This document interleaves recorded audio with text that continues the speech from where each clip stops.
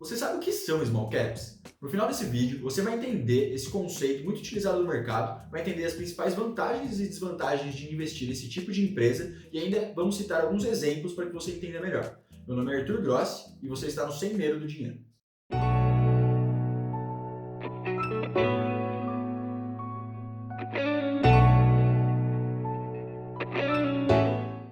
Começando pelo conceito do que são small caps, a gente pode pensar que small caps são aquelas empresas que estão listadas na bolsa, mas não possuem alta capitalização. O que é isso? Basicamente, são empresas que têm baixo valor de mercado, certo? Então, a relação, entre a quantidade de ações e o preço dela não atinge grandes valores como o que a gente chama de blue chips, que aí a gente classificaria algumas empresas como Ambev, Petrobras, que são empresas muito capitalizadas que têm um alto valor de mercado. Então, small caps é exatamente o contrário. São aquelas empresas que são listadas na bolsa, mas que possuem um baixo valor de mercado na relação quantidade de ações e preço. Para você conseguir classificar uma empresa como uma small cap, você vai encontrar diversas características que você pode concluir, dentro de que faixa ela vai se enquadrar. Como assim? Bom, tem alguns autores que definem que para você classificar uma empresa como uma small cap, ela precisa ter um valor de mercado abaixo de 5 bilhões ou de 10 bilhões, enfim. Cada autor, cada corretor, inclusive, pode definir isso de maneiras diferentes, certo? Então é importante você entender o conceito e aí você vai conseguir classificar de que maneira você acha que a capitalização, o valor de mercado daquela empresa representa ou não ela dentro dessa característica, dentro dessa classificação de ser ou não uma small cap.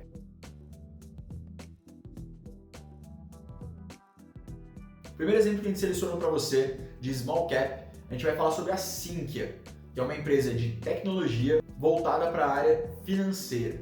Hoje ela está avaliada na casa dos 1,3 bilhões de reais e tem sido uma das empresas que mais cresceu nos últimos anos. A segunda empresa que a gente vai listar aqui é a BR Properties. Ela apareceu em muitas recomendações de várias casas de research no mês de junho. A gente também listou ela aqui para vocês. Ela está avaliada na casa dos 4,3 bilhões de reais e também tem sido uma das empresas que tem maior potencial de crescimento aí no setor de investimento imobiliário comercial no Brasil.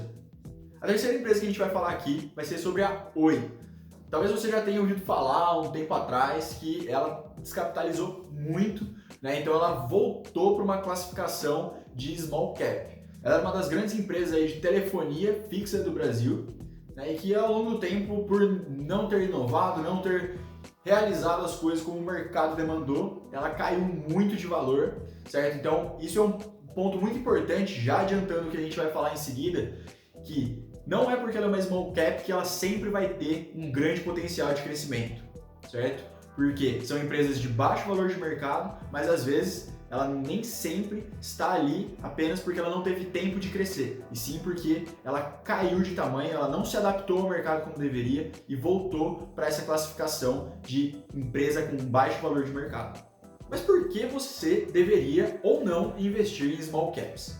Bom, você pode pensar assim, se são empresas que têm uma baixa capitalização, têm um baixo valor de mercado, você conseguiria, investindo nela, ter uma oportunidade dessa empresa crescer exponencialmente, certo? Porque como a gente citou aqui, por exemplo, a Sinqia está avaliada em 1,3 bilhões de reais, a chance dela crescer para 5 bilhões de reais, por exemplo, é muito maior, dela dobrar de tamanho, triplicar de tamanho, do que uma empresa já consolidada, por exemplo, como uma empresa que valeria aí 200 bilhões de reais, a chance dela ter um crescimento muito maior não é tão real. A chance disso acontecer é mínima, é muito menor do que uma empresa que já está consolidada. Se ela já se consolidou no mercado, ela não busca mais o crescimento exponencial que as small caps buscam.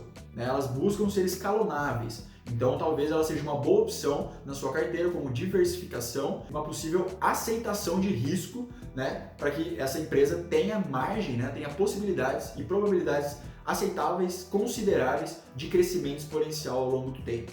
Mas nem só de maravilhas a gente pode pensar das small caps. Como elas também são empresas que não são muito conhecidas, não são as mais recomendadas aí pelos analistas de pesquisa, de bancos de investimento, a gente também consegue ver nelas como desvantagem, talvez, a baixa liquidez do papel, certo? Então, dificilmente você vai encontrar uma facilidade na hora de comprar ou vender o seu papel daquela determinada empresa. Então você tem que tomar cuidado, porque nem sempre, se você precisar vender aquela determinada ação, você vai encontrar ela naquele determinado valor ideal que você gostaria ali, se é que encontraria negociação ao preço de mercado daquele determinado dia. A gente tem normalmente nas small caps um descasamento entre o preço de compra e o preço de venda, então nem sempre elas têm uma volatilidade também muito grande, certo? Então isso é um ponto interessante para você elencar se vale ou não a pena ter um papel de baixa liquidez, mas também de baixa volatilidade na sua carteira. E aí, depois de saber tudo isso, você acha que small caps tem uma margem de participação na sua carteira? Deixa aí nos comentários, lembre de se inscrever no canal, de deixar seu like e até a próxima.